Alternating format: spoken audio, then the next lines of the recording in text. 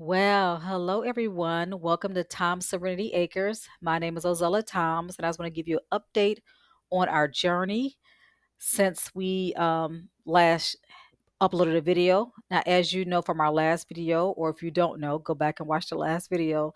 That'll really help. But we in the last video we talked about how we went to Mississippi to visit the the community and to look at some property that we had an accepted offer on. So yes, we actually made an offer on some property and had an accepted offer without physically seeing it. So we only had a video call with the realtor, and he took us around the property, took us inside the mobile home, which there's a mobile home on the property, and we had an accepted offer. Now, I know some people think that may be kind of strange to do something like that, and, at one point I did as well, but I remember when I was selling my last property in Wisconsin, I had four offers in maybe 2 days. And I think only one of the individuals who made an offer actually came to physically see the property. It was a condo. I think only one couple came to see it. The other three people made an offer sight unseen. And so you do have that due diligence period after you get an accepted offer to get your inspection, to get a survey, to, do all your due diligence, which, for us included going to the county office, things of that nature. And so we did have an accepted offer on the property prior to going to view it, but we went the week after. I think we had an accepted offer on a Saturday, and then that next Thursday, we flew into Mississippi and we were there through the weekend. And we came back to Michigan on Sunday evening. So we were able to spend some time in Mississippi, check out the community, check out the schools, go to a couple restaurants just to really get a feel as much as we could. We were able to talk to a neighbor up the street from the property. So that was pretty cool. So you will hear about all of that on the video on our last video. But I wanted to update you on what had happened since then. So we knew when we came back from Mississippi, we had a few action steps. One action step was to get the mobile home inspected, and so we wanted to get it inspected to know, what repairs were needed, what condition the mobile home was actually in. According to the realtor, the mobile home was in excellent condition, but we know we are making a cash offer on this property. And even with that, we want to make sure we had an inspection. Those who finance, especially those who do like VA loans or FHA loans, usually those lenders are very strict on the survey and the appraisal amount and things of that nature. Although we are not continuing with a mortgage company, we still wanted to know what we were putting our money towards, this hard earned money. And we want to make sure we're making a good investment. We want to ensure that as much as possible. And so one of the things was getting an inspection. We also wanted to get some insurance quotes to see how much it would cost to insure the property and the mobile home for the year. And we actually needed to get a survey because, as stated in the previous video, there was some discrepancies in how many acres. The county office showed 13.06. The realtor listed it as like 15.40. So that's, over 2 acres of discrepancy. In addition to that, close to 5 acres is in a flood zone. And knowing we didn't plan on building in that area because we're calling it the back of the property. Our intention was not to build in that area, but to do some more recreational things, maybe have some animals, do some cropping. But we still want to know how much of that land was in a flood zone because we would use that as to renegotiate or to amend the contract after getting the inspection. So we did get the inspection last week. The inspector sent us the report the next day. And like most inspectors, they are going to find very minor things. They're going to find major things. That's their job, is to find, as many things as possible. So the buyer knows what they're getting into. Now, they can't catch every single thing, nor are they experts in roofing and plumbing and electrical work, but they can say you need to have a certified roofer look at the roof, or you need to have some repairs done to the roof, or you need to have an electrician come look at this particular thing in the bathroom, or you need a plumber to come. So they can't necessarily say like this is what needs to be done, but they can make recommendations and take pictures. And this is what this gentleman did. He had very high recommendations, and so we felt very confident in using him. He charged us $425, so we paid that the day before he was set to do it, and he went out and did the inspection. So again, he found some, minor things, which we know whenever you purchase a home, whether it's a mobile home or a stick built home, you're going to find some things that need to be, repaired. And the mobile home was built in like 2016. But there were also some major things.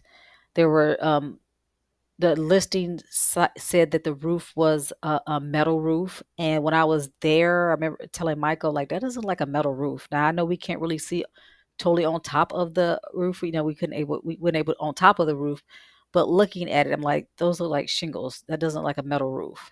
And we were right. I was right, um, because the inspector did take pictures on top of the roof, and there were some shingles that need to be replaced. They're the like what they call the fleshing. Fleshing. I had to get that fixed on my previous home before I sold it, but it's kind of like around the sprouts, and it can cause leakage if they're not fixed. And I'm not a roofer, but I just know it's a common thing to tend to wear on a roof. And so that was cited and some other things. But he took several pictures of the roof. There were some shingles missing. There were some shingles that needed to be replaced.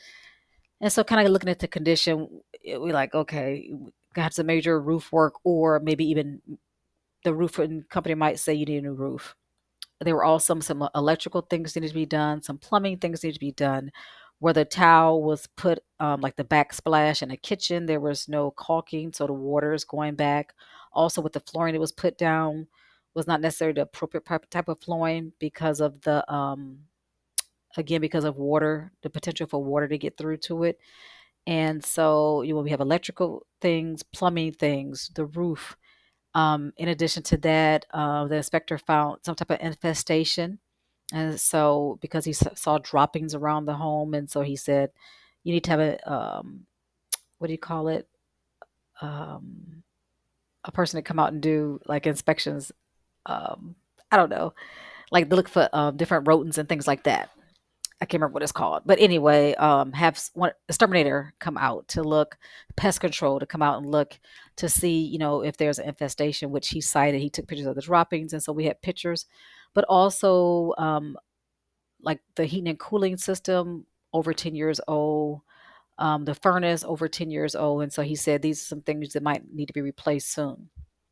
I think I told you on the last video how there were weeds growing up around the air conditioning unit. And I remember stating to the realtor, I said, hey, there are a lot of weeds growing up around this air conditioning unit. And this unit is like working double time because you could hear it, humming.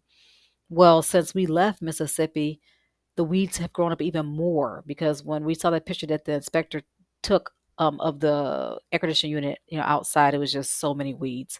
And so he talked about the number of weeds and the vegetation that need to be cut because it cause, water. It can cause several different areas. It can cause several issues having all this vegetation up around the units, and also just around the home. And then also it's a mobile home again. So we knew the underpinning was damaged. According to the realtor, the seller said a dog got to it and tore it up, but it was never replaced. And so even up under the mobile home, there's some rotted wood. So several things of concern. And I'm gonna be honest with you personally. I'm like, I don't know if we want to do all these repairs. And I didn't trust the seller, the realtor, to make sure they were done. I'm not sure if I said in the last video or not, but we actually signed a dual agent agreement. And I've done that once before. And for those who don't know what that is when the realtor represents both the buyer and the seller. So I have been in a dual agent situation before where I was looking for a property and the realtor actually had a listing. They had a client who had listed a property, and she said, hey, I have a client who's listing this property. And so what I was looking for was, listed. And so there are times that dual agent, it works out, it works out fine because these realtors are professional and they know they have to represent both sides equally and support both sides equally.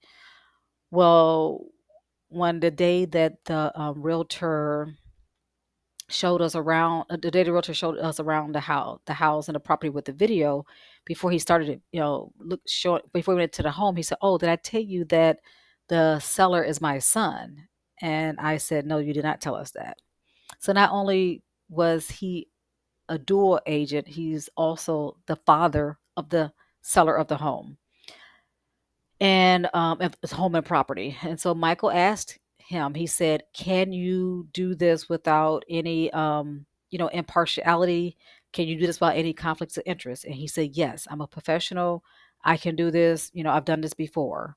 And so we said, okay, we'll trust this guy on this. Seemed like a really nice guy, and so that's something to think about. And when we got to the property and saw the condition with the weeds and the trash, and and now we have this mobile home with these things that need to be repaired because they need to be repaired. Some things, everything wasn't cosmetic, but rotting wood and infestation and electrical issues. Also, there was some plumbing with the hot water. The hot water didn't get to the right temperature. I think the highest it got was like 90 degrees. And the inspector said it should have got over like to 110, and so just some things like that. Even though he adjusted the hot water heater, it still didn't go up. And so there were some, things that need to be checked from with a plumber. And I told Michael, I said, look, um, because this is a dual agent. The realtor is the seller's father. This house has not been kept up. This property has not been kept up. I don't trust these people. We're in another state. I don't trust them to do what needs to be done and us not be there to look at these things. And it's hard because we both work full time. We have family, we have lives, and we're trying to purchase this property out of state. So I said, I think we should ask the seller to lower the price and don't ask for any repairs to be made. I think that's fair.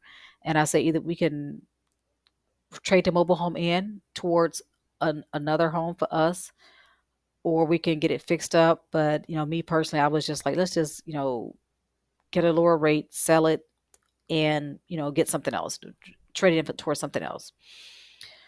So we called the realtor and we said, hey, we I sent him the inspection report and I listed some of the major things. And so when we talked to the realtor, we said, hey, did you see the inspection? He said, yes, there were some minor things. And again, that's that bias, because if you were just representing us, would you tell us that they were just minor things? Or is it because your son is the one who it would have to fix these things that come down on the price? And then he said, well, there are some major things. And I said, well, yes, the only thing I sent over were the major things. He said, well, just tonight, send me an email stating what you want fixed, or, what price you want to amend to. Just email it to me and I'll put it in the DocuSign and send it to the seller. Okay, great. So I sent it to him at 6:41 Central Time, which was the time there in Mississippi. I sent it to him that night.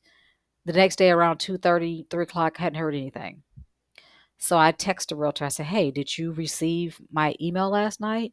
He said, oh, yes, I received it. I copied it and sent it to the seller to see what he's thinking. And I'm waiting to hear from him when we get off work today. So my issue was, okay, I sent you this email. You never acknowledged you got the email. And then you didn't say, okay, this is what I'm doing. I've, sent this to the seller to see what he's thinking. But that's even not the correct process. The correct process was to put it on the DocuSign and send it to him. That's what you do. You don't just send him a random, send him a general email to fill him out. No, you're supposed to represent us. And represent us is you send over what we're asking for. In addition, so we didn't ask for any repairs to be made. We just asked for the price to be lowered. We also asked for the seller to pay for the survey at closing because there's a discrepancy in the acreage and is in a flood zone, which I asked a realtor, was it in a flood zone the day I talked to him? It was also on the disclosures, it said no. The realtor told me no. Well, when we go to the county office, we found out it's in a flood zone. And when we brought it up to the realtor, he says, oh, well, yeah, that's because of the lake. So, no, you said it wasn't twice. And this is goes to the reason why we didn't trust him to make repairs. And so after that, I was furious. I'm just like, okay, you're not doing what you're supposed to be doing. And so I texted a good friend of mine who is licensed, licensed realtor in I think 2 or 3 states. And I said, hey, what do I do with this? And she said he was supposed to, submit those documents. He was not supposed to do it like that. And so she said, keep a paper trail. And so the next day, so he never emailed us that night. He never texted us that night to say what his son was thinking. So, I emailed it to him the day before around 6:41. The next day at 2:30, 3 o'clock, I'm saying, hey, did you get the email? Yes, I'm waiting to hear from the sellers when he get off work. Next day, nothing.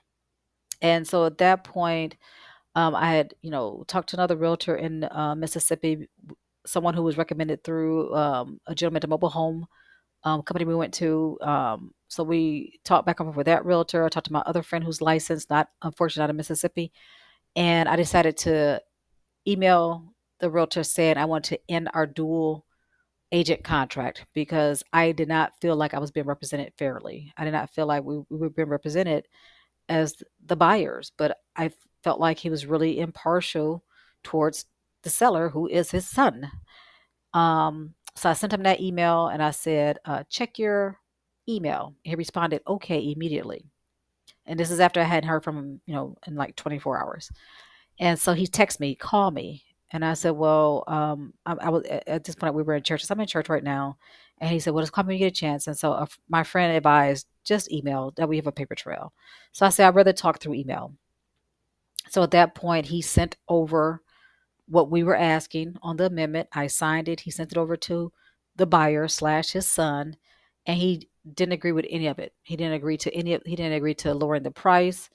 And then the realtor did say that, well, my son gave me permission to do some repairs, and I said, well, we didn't ask for any repairs to be done. I said, but if there are certain repairs that he wants to do, can you let us know what those repairs are?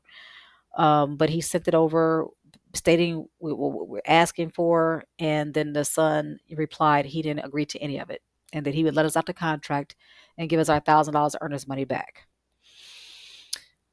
And so, at this point, myself and Michael, we really have like kind of become accustomed to this property. We're talking about things we're going to do. Although we know we got this mobile home, they have some issues. We say, okay, we can sell it, fix it up, rent it. We have some, options, but we really were focused on this property. We have the surveyor on standby, ready to survey. When we tell them like, okay, you can move forward with the survey. So I told the realtor, I said, I'm gonna think about it, because all I had to do at this point was sign the, because I'd already signed the document stating I want to cut the dual agent representation. So this was the second document that I had to sign to say I'm ending the contract. We want our earners' money back. We're done. And so this morning, I woke up. I didn't have any reservations. I didn't have this like, oh, I feel like we missed out on this. And Michael and I talked, and he said, you know what, this will give us a chance to save more money. And so we have more buying power. We want to do this without having a mortgage. And so he said, this will give us a chance. Let's wait a few more months. We can still keep looking, lightly, but just wait a few months and we'll go back at it again because we have more, more financial, more finances to do this. And so I said, do you want me to sign the contract and end this? And he said, yes. I went on and signed for us that we are ending the contract. So at this point, we are not, um, pending status. We're for this property, we're done with the due diligence. We are back to the drawing board. Still really thinking about Mississippi. I really love the area. I love the school. So I'm really interested in the area. Hopefully we can find something in that area, but we're open to other states. So we're still open to South Carolina. We're still open to Alabama. Um, but yeah, so that's it. So I just want to kind of update you on what was going on, and I will let you know what's next. Well, until next time, please consider subscribing to our channel. That would be great as you continue to follow us on this journey. Take care.